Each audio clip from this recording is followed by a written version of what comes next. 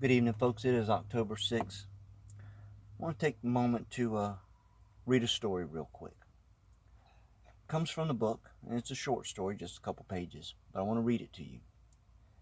I was given this book, The Way of the Wolf, written by Martin Bell when I was 11, 12 years old. I was given this book by my dad. It's compiled of short stories, songs, things like that. And before I get into any details or anything like that, I want to read the story to you. I do my best not to cough or stutter, things like that. But give a listen, if you will. Barrington Bunny. Once upon a time in a large forest there lived a very furry bunny. He had one lop ear, a tiny black nose, and unusually shiny eyes. His name was Barrington. Barrington was not really a very handsome bunny. He was brown and speckled, and his ears didn't stand upright, but he could hop. And he was, as I have said, very furry. In a way, winter is fun for bunnies. After all, it gives them an opportunity to hop in the snow and then turn around and see where they have hopped. So in a way, winter was fun for Barrington. But in another way, winter made Barrington sad. For you see, winter marked the time when all of the animals' families got together in their cozy homes to celebrate Christmas. He could hop, and he was very furry, but as far as Barrington knew, he was the only bunny in the forest. When Christmas Eve finally came, Barrington did not feel like going home all by himself. So he decided that he would hop for a while in the clearing in the center of the forest. Hop, hop, hippity hop. Barrington made tracks in the fresh snow. Hop, hop, hippity hop. Then he cocked his head and looked back at the wonderful designs he had made. Bunnies, he thought to himself, can hop. They are very warm, too. Look how furry they are. But Barrington didn't really know whether or not this was true of all bunnies, since he had never met another bunny. When it got too dark to see the tracks he was making, Barrington made up his mind to go home. Excuse me. On his way, however, he passed a large oak tree. High in the branches there was a great deal of exciting chattering going on. Barrington looked up. It was a squirrel family. What a marvelous time they seemed to be having. "Hello, up there!" called Barrington. "Hello, down there!" came the reply. "Having a Christmas party?" asked Barrington. "Oh, yes," answered the squirrels. "It's Christmas Eve. Everybody is having a Christmas party." "May I come to your party?" said Barrington softly. "Are you a squirrel?" "No." "What are you, then?" "A bunny." "A bunny?" "Yes." "Well, how can you come to the party if you're a bunny? Bunnies can't climb trees." "That's true," said Barrington thoughtfully. "But I can hop, and I'm very furry and warm." "We're sorry," called the squirrels. "We don't know anything about hopping and being furry, but we do know that in order to come to our house, you have to be able to climb trees." "Oh, well," said Barrington. "Merry Christmas." "Merry Christmas," chattered the squirrels, and the unfortunate bunny hopped off toward his tiny house. It was beginning to snow when Barrington reached the river. Near the river bank was a wonderfully constructed house of sticks and mud. Inside there was singing.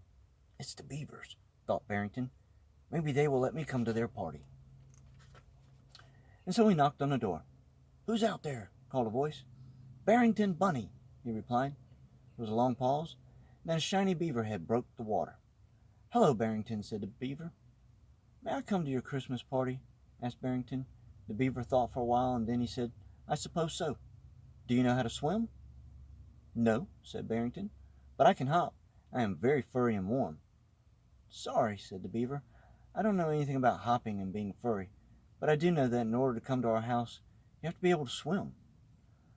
"Oh, well," muttered Barrington, his eyes filling with tears. "I suppose that's true. Merry Christmas."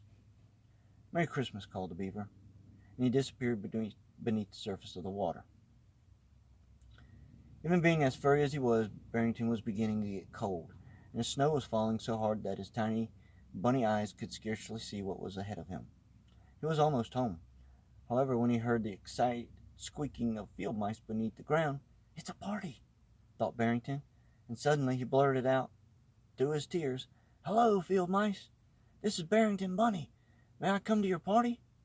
But the wind was howling so loudly, and Barrington was sobbing so much that no one heard him. When there was no response at all, Barrington just sat down in the snow and began to cry with all his might. "Bunnies," he thought, "aren't any good to anyone. What good is it to be a furry and to be able to hop if you don't have any family on Christmas Eve?" Barrington cried and cried. When he stopped crying, he began to bite on his bunny's foot. But he had not moved from where he was sitting in the snow. Suddenly, Barrington was aware that he was not alone. He looked up and strained his shiny eyes to see who was there.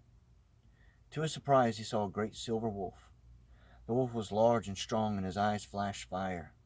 He was the most beautiful animal Barrington had ever seen.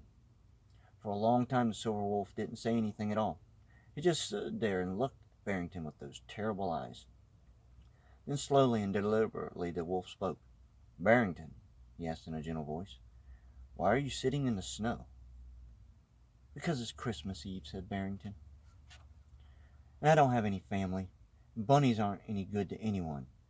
"Bunnies are too good," said the wolf. "Bunnies can hop, and they are very warm." "What good is that?" Barrington sniffed. "It is very good indeed," the wolf went on, "because it is a gift that bunnies are given, a free gift with no strings attached.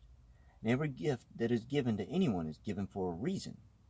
Some day you will see why it is good to hop, and to be warm and furry." "But it's Christmas," moaned Barrington, "and I'm all alone. I don't have any family at all."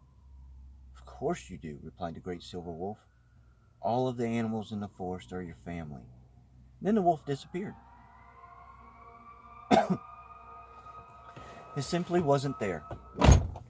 Barrington had only blinked his eyes, and when he looked, the wolf was gone. "All of the animals in the forest are my family," thought Barrington. "It's good to be a bunny.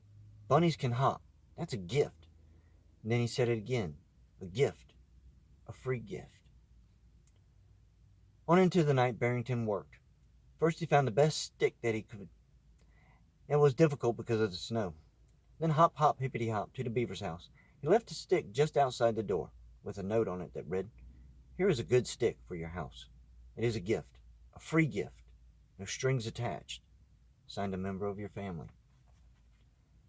"It is a good thing that I can hop," he thought, "because the snow is very deep."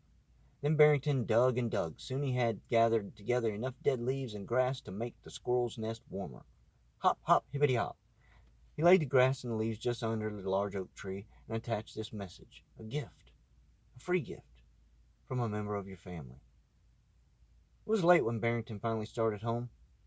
What made things worse was that he knew a blizzard was beginning. Hop, hop, hippity hop. Soon poor Barrington was lost. The wind howled furiously. It was very cold, very cold. "It certainly is cold," he said out loud. "It's a good thing I'm so furry, but if I don't find my way home pretty soon, even I might freeze." Squeak, squeak. And then he saw it. A baby field mouse lost in the snow. And the little mouse was crying. "Hello, little mouse," Barrington called. "Don't cry. I'll be right there." Hippity hop, and Barrington was beside the tiny mouse. "I'm lost," sobbed the little fellow. "I'll never find my way home, and I know I'm going to freeze." "You won't freeze," said Barrington. "I'm a bunny, and bunnies are very furry and warm. You stay right where you are, and I'll cover you up." Barrington lay on top of the little mouse and hugged him tight. The tiny fellow felt himself surrounded by warm fur. He cried for a while, but soon, snug and warm, he fell asleep. Barrington had only two thoughts that long, cold night. First he thought, "It's good to be a bunny. Bunnies are very furry and warm." And then, when he felt the heart of the tiny mouse beneath him beating regularly, he thought, all of the animals in the forest are my family." Next morning the field mouse found their little boy asleep in the snow, warm and snug beneath the furry carcass of a dead bunny. Their relief and excitement was so great that they didn't even think to question where the bunny had come from. And as for the beavers and the squirrels, they still wonder which member of their family left the little gifts for them that Christmas Eve. After the field mice had left, Barrington's frozen body simply lay in the snow. There was no sound except that of the howling wind, and no one anywhere in the forest noticed the great silver wolf who came to stand beside that brown, lop-eared carcass. But the wolf did come, and he stood there, without moving or saying a word, all Christmas Day, until it was night, and then he disappeared into the forest. A gift. A free gift. No strings attached. Each and every one of us has these gifts. And a lot of times these gifts aren't welcomed or accepted. Understand that each and every gift, even though it is a free gift, there is a cost. It may not cost you money, but it'll cost you things that are priceless.